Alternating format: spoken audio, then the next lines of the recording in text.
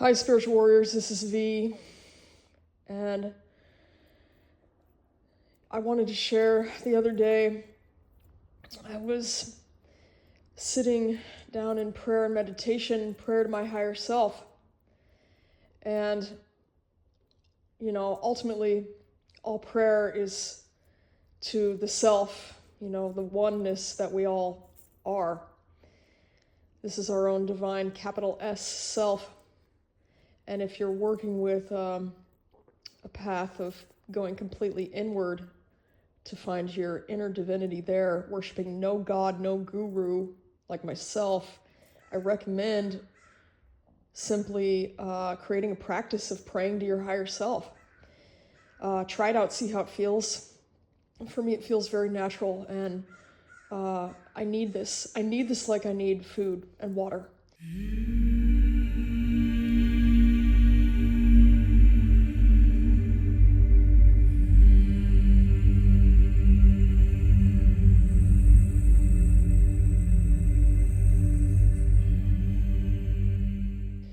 I need these times when I just turn off the screens, step away, go deep within, and just feel. And I ask the question, what is the pain that I'm really here to help people with? Like, what is the specific pain right now? The pain points that I'm here to help my collective, my fractal with. Human design would call it the fractal. The people who are meant to be around you, the people you're meant to serve in your life. And I received a very clear answer.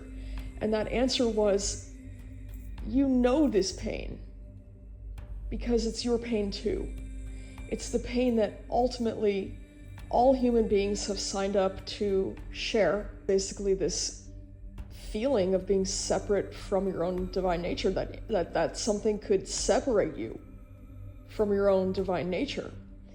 And this horrible affliction is the root of all the suffering in creation. That's one way we could say it. Even someone who seems to have it all together, the person who seems to be completely happy, deep down, if they aren't facing this affliction, it's eventually going to be felt in one way or another. This feeling of that, this belief, this feeling, whether it's conscious or not, that something could separate us from our own divinity, something could control our fate, our soul. This is a terrible thing. And ultimately, it's a lie. It's not true. It's rooted in this egoic illusion, this play. And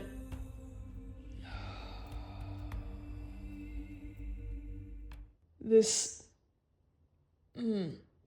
planet that we come to this planet and we sign up to go through these ups and downs, these highs and these lows. And the things I talk about on my channel, I talk about a lot of different stuff. Sometimes I get kind of esoteric, sometimes more heart-centered, more simplistic, but ultimately, I'm not here to just share interesting things, even though I do. I'm here for the people who are going through these ups and downs, these painful highs and lows. When you get slammed down into the sadness again, the sad, after just being so high, your heart was open, you were feeling so at one with everything, you felt so much peace, you felt joy, you could smile, you felt light, you felt energized, and then just hitting that low again of just everything's just shades of gray, it's Groundhog Day again. There's just this, these feelings that are heavy, these emotions that are heavy, this feeling of feeling ultimately far away from God, far away from the universe, the divine. And that when you have those highs, it creates a juxtaposition, a contrast against the lows that makes it so there's an acute level of pain when you hit these lows. It hurts. It hurts. The higher you go, the more it hurts when you fall.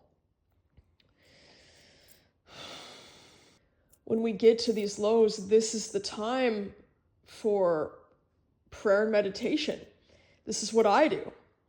This is when I go into prayer and meditation, because it would be so easy, and I find myself a lot of times getting into these cycles of just kind of checking out, numbing out, checking my phone, just kind of telling myself like, not a big deal, I'm fine, when really my soul is calling me to let myself feel the pain and just acknowledge like, this sucks, and I don't want this.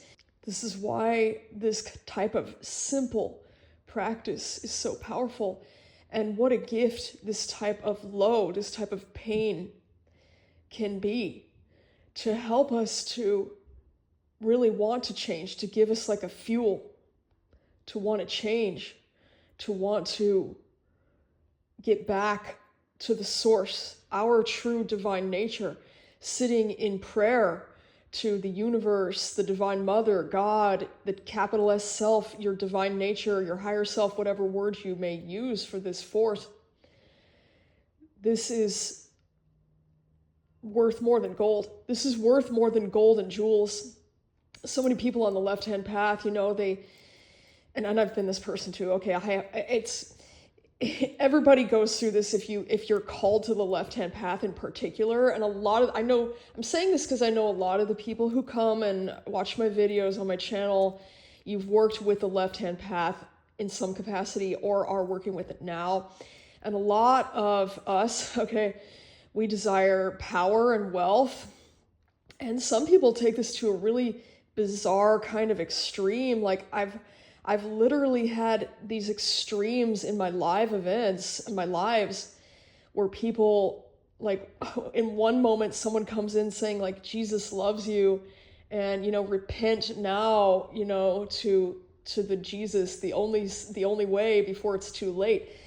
I love you, and then within, like, a minute later, there's someone else, like, printing all caps saying, like, you belong to me now, and like basically just trying to do black magic, on me. And it's not wrong to want wealth and success and fame and power and power and influence, and all these things are, these worldly things. Like, go ahead, and I have nothing against money. I love money, like obviously, like you've seen the symbolism in my marketing, like. The symbol of the golden chain, though, is way more, spiritual warrior, than just material wealth and success. Yes, that's part of the package. Abundance in general, filtering through each dimension down to the most dense dimension. Here it is, right here. A symbol of this, But it's also a symbol of the type of wealth that we can take with us after this body expires. This is the type of wealth that we should focus on and prioritize the most. And every moment of our life is another moment to build this type of wealth. And every moment that we take and say, you know what, I'm going to sit in prayer and meditation, contemplation, feeling, doing the work to heal, cultivating these inner qualities, this inner wealth through my spiritual practices. Every moment that we say yes to the practice, the path, and surrendering to the perfection of our design and living out the perfection of the purpose of who we are here in this human lifetime. Every moment we do that, we are cultivating more and more spiritual wealth. And this is why I have like these symbols of the golden chain everywhere. Like if you go to the website, you'll see like the symbol of the golden chain, templeofbecoming.com. I've got it all over everything. Because this is like, this is something that I use in my practice that I've seen have profound effects for me. The more that I, symbolically speaking, chain myself to my own path and my purpose, and I just set the intention through this this visualization, this guided meditation for myself of, this is it. This is what I'm doing. I'm here to live this life. I'm not going to give up on this. I'm going to keep going. I don't always understand what everything is for. Sometimes I feel really lost, vulnerable, and scared. I feel pain. I have really low lows, and this is the type of wealth that I'm here to help you cultivate, period. This is the type of wealth that, this is the type of era that we're moving into as a species. We're evolving out of a lot of this really vacant, corrupt, materialistic, just twisted, limited, small way of thinking about what wealth really is, evolving into a deeper, truer gnosis understanding, an embodied understanding of what true wealth really is, and how to pass it down, through our ancestral lineage. We can build this as like a karmic wealth. This is taught in the Norse tradition, the tradition of my lineage. In fact, my respected grandmother actually shared with me some of her karma, some of her personal power.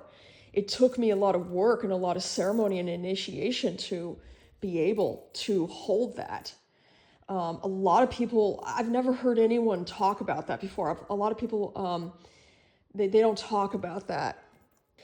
This is something that I talk about with the members on my exclusive paid membership, Temple of Becoming members, okay? This is something that I talk about in the mentorships. And I'm actually running a live Ask Me Anything. I'm doing this free, okay? And I just had my first one. It was awesome. And this live AMA, this Ask Me Anything, I go way deeper than I do on the public social media and the public channels, because this is for the people who are going deeper and they're interested in this stuff and they're hungry, okay? So definitely get on the mailing list, templeofbecoming.com/subscribe, okay? templeofbecoming.com/subscribe, and sign up to submit your questions. And this symbol of the golden chain it's not about controlling other people. It's about self-control. It's about self-commitment, chaining yourself to your own destiny as a way of saying, I completely accept responsibility for what I'm creating, the life that I am living, and I completely surrender and accept who I am. Every imperfection, everything that I am, just every limitation, every imperfection, every flaw, every mistake will serve a purpose in me, because that is what I choose. That's who I choose to be, okay? This is a ritual service that I offer for paid members of the Temple of Becoming, one that I've been doing on myself for a couple of years now, and I've had several participants report some really profound effects of this. If you go to the website, templeofbecoming.com, you'll see right on the homepage some of the things people have said about this and how it's helped them. And yes, a lot of people do report experiencing financial gain to an extent. Not that that's a guarantee, but it's not even the most important thing. This is for every form of wealth in you, every form of wealth. It's easy to think like human beings are just a plague on this planet. Human beings are a virus, a cancer of the planet Earth. Let us become something more than that. But we have to choose it. We have to choose to become something more than that. We can become so much more than that. We can become the medicine. We can become the alchemical gold, but we have to practice. The gold is in the practice. Thank you.